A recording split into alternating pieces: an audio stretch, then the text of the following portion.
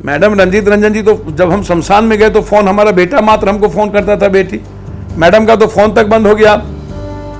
बोला जब आप शमशान जाएंगे और जब परिवार के लिए कुछ नहीं बचा तो फोन का और हमारे बीच का रिश्ते का क्या मतलब है। अब हमें तो मैं ऐसे असमंजस में मुझे लगा कि अब क्या, तो मुझे एक चीज चुनना पड़ा, मानवता और इंसानियत को। मैं वहां लगा रह गया। बच्चे हमको एनर्जी दिए, ताकत दिए, पापा आप करिए।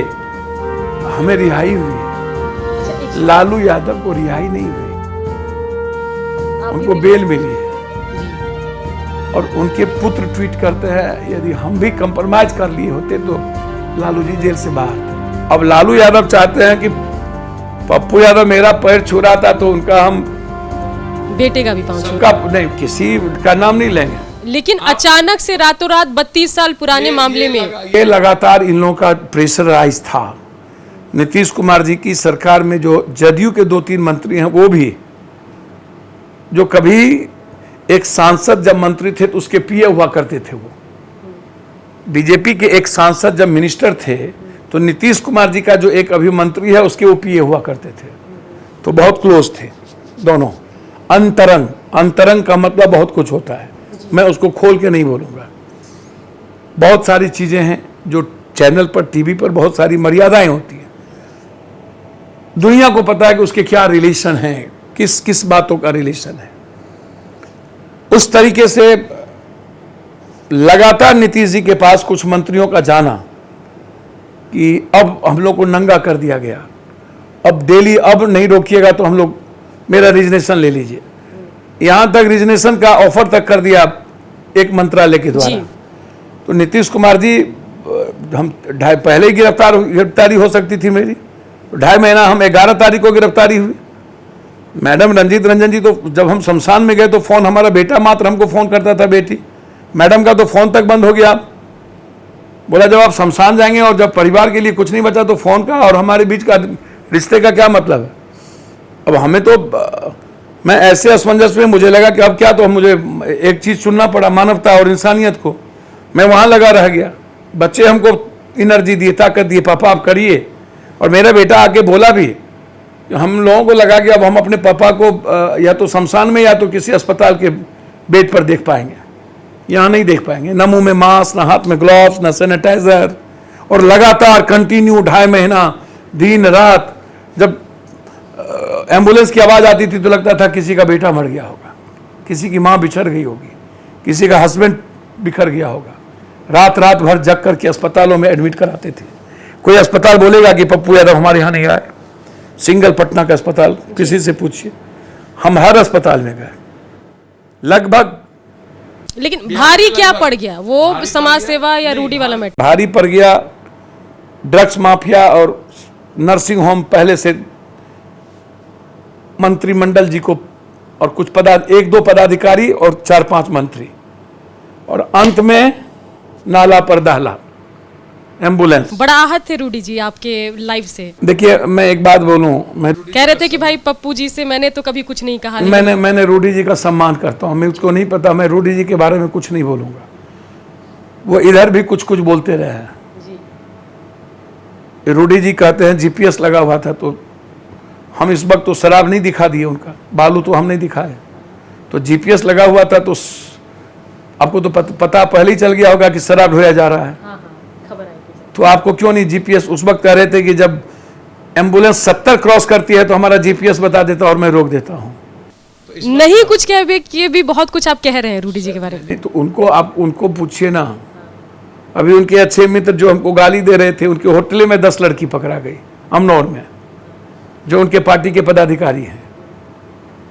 तो भैया उनका वक्त खराब चल रहा है, उसमें पप्पू यादव कहाँ है? ना 3 में ना 13 में मंत्रिमंडल से हम तो हटा नहीं दिए उनको, और फिर मंत्रिमंडल में ज्वाइन तो हम करा नहीं देंगे जी। उन पर क्या है क्या नहीं मैं नहीं जानता। मैं उनका रेस्पेक्ट करता हूं, करूंगा।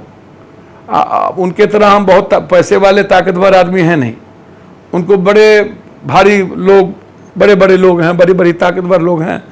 वो कहाँ से पुरलिया हथियार तो क्या क्या ढूंढ ढूंढ के लाए थे। तो उनकी सरकार है, अटल जी भी सरकार में थे। तो यदि कांग्रेस छोड़ दिया होगा, नरसिम्हा राव उसमें दोषी होंगे, आईबी और राव, तो उनकी सरकार को ढूंढना चाहिए था। तो वो नए नए तरीके चीजें, लॉलीपॉप, बातें इधर से उधर घुमा फुला करके चल रहे थे। तो एम्बुलेंस, मैंने कहा ना कि घी पर छोका पड़ गया। ताबूत में आखिरी किला साबित हुआ। 7 दिन तक वो दिखते रह गए। तो एक व्यक्ति के चलते एक दल का भी अरेस्टमेंट हुआ। अच्छा, सत्ता पक्ष विपक्ष दोनों गायब थे, वो अलग पार्ट है, उस पर मैं नहीं जाऊंगा। मेरा कहना यह है कि हम तो अपील किए थे और आप गाली देना शुरू कर दिए, हमारा विरोध शुरू कर दिए। और सबसे ज्यादा विरोध आपको नंबर 1 पप्पू यादव, बीजेपी का आपका विरोध। आपको तो 300 करोड़ रुपया जो टैक्स किया था ईडी ने वापस कर दिया। आप लेकिन आप जाते हुए आरजेडी पर बड़ा भरोसा जता रहे थे कि भाई यहाँ से जो है, मैंने कहा, मैं तो लालू जी से अपील किया था ना, नाम लिया आपने कि उनको संभालना है। मैंने कहा कि मैं जा रहा हूं, अब आपको मौका मिला है, आप सेवा करिए। वो तो और गालियां दे दिए। मतलब आपने एक और मेरे खिलाफ हाथ बढ़ाया, लेकिन हाथ नहीं थामा आरजेडी वालों ने। सर, मैं हाथ काहे का बढ़ाऊं? मैंने तो रेस्पेक्ट दिया, मैं हमेशा देता हूं। अब वो हमेशा गाली देते हैं। उनको लगता है कि मैं रहूं ना रहूं, कुशेश्वर स्थान के बार में जाऊं ना जाऊं, तारापुर के मर्डर में जाऊं ना जाऊं, बस कैंडिडेट खड़ा कर देना है, ट्वीट का खेल खेलते रहेंगे। मेरी बात सुनिए। तो गिरफ्तारी तो लाचारी नीतीश कुमार जी नहीं चाहते थे। नीतीश नहीं चाहते ना, सवाल नहीं उठता। फोन बड़ा कर रहे थे आपको, फोन पर क्या बात करते थे नीतीश कुमार? नहीं, अब नीतीश जी आप देखिए होंगे, बताया कि लगातार हालचाल पूछ रहे हैं। नहीं, मेरे अध्यक्ष से पूछे हालचाल, उनका स्वभाव है। हम बीमार थे तो उन्होंने पूछा, यहाँ भी कहा कि हम पप्पू जी के मामले में कहीं नहीं हैं। नीतीश जी बहुत रिवेंज नहीं लेते हैं, उनका स्वभाव नहीं है। वो सीखने का भी प्रयास या गलतियों को ढूंढते भी हैं। और हम कोई बहुत आलोचना देखिए, नीतीश जी की 71-72 उम्र हो गई, 16वां साल वो मुख्यमंत्री हैं। और बहुत सारी चीज़ों से वो अलग बात है कि उनके कुछ मंत्रिमंडल में कुछ पदाधिकारी के चलते उनको बहुत एम्बरेसमेंट हुआ, बहुत बेचारे उनकी अकाउंटेबिलिटी पर प्रश्न चिन्ह। लेकिन as a man, as a व्यक्ति, मैं नीतीश जी को 90 के पहले से 84-85 से नहीं जानता हूँ। उनके शांत स्वभाव को, उन चीज़ों को, अब थोड़ा सा हो सकता है कभी कभी गुस्सा, चिड़चिड़ापन आता हो उम्र के हिसाब से, लेकिन आज भी as a man, as a व्यक्ति बिहार में मैं उनको किसी से भी बेहतर शालीन और स्थिर मानता हूँ जी। व्यक्तिगत तौर पर मेरा नीतीश जी के प्रति ऊंचा रिस्पेक्ट है। और नीतीश जी मजबूरी में ही चुप हो गए होंगे, कुछ निर्णय नहीं लिए होंगे, मैं जो समझता हूं। उनकी चुप्पी ही मेरी गिरफ्तारी हो गई। तो भीतर से बहुत खाक व्यक्ति तो हैं, लेकिन निकले हैं पूरे टाइम पे, बाई इलेक्शन से ठीक पहले। इसकी टाइमिंग पर क्या? मुझे बेल नहीं मिली है जी, बेल नहीं मिली, बरी हुए हैं, रिहा हुए। तो रिहा भी पॉलिटिकल होता है क्या? इसमें 4 आदमी पहले रिहा हो चुके थे। मैं एक दिन भी जेल रहने की बात नहीं थी। 5 महीने तक हमको बेल, नीचे से केस को आने नहीं दिया हाई कोर्ट में। कुछ लोगों ने जज साहब के सामने आने ही नहीं दिया।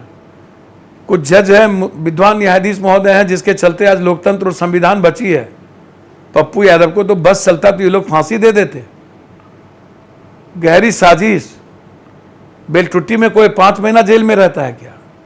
भर रात मूसा मारते थे, सांप मेरे रूम में ढुक जाता था।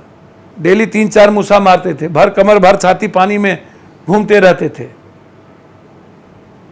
चारों तरफ पानी लगी रहती थी। जिंदगी बची क्या मेरी? लेकिन मेंटल कितना टॉर्चर हुए, कितना भटने चल रहा है। ट्विटर कंटेंट्स है, जो जरूरत है उस पर ट्वीट करेंगे।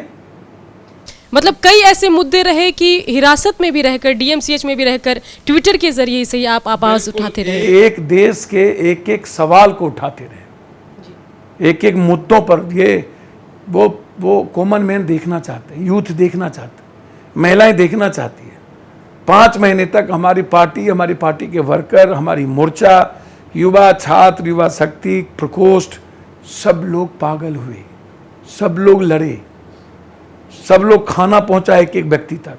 जब बाढ़ आई तो 55 जगह मैंने कैंप खोला। कुशेश्वर स्थान में 3 कैंप खोले, कोई कहीं नहीं थे। जब हम दरभंगा आए तो कोरोना में जिनके मम्मी पापा, माँ बाबू जी मर गए, गरीब आदमी के, लगभग फैमिली को 1 साल का भोजन 10,000 रुपया महीने पहुंचा दिया, और मैं एक एक लोगों को पहुंचाऊंगा। मेरी लड़ाई हर कोरोना में मरे हुए लोगों को 4 लाख रुपये तक पहुंचाने का संकल्प है, उसको मैं लड़ूंगा। तो 5 महीना 2.5 महीना 5 महीना किस संकट और कष्ट में रहे, कितनी मेंटल पीड़ाएं हुई, फिजिकल संकट में हैं, सेवा करने से रोका गया, परिवार के साथ रहने से। जी बिल्कुल। देखेंगे, लॉ से बात करेंगे कि इसके लिए हम लिमिनेशन सूट क्या कर सकते हैं। हमें रिहाई हुई है, अच्छा एक लालू यादव को रिहाई नहीं हुई, उनको बेल मिली है। जी और उनके पुत्र ट्वीट करते हैं, यदि हम भी कंप्रोमाइज कर लिए होते तो लालू जी जेल से बाहर थे।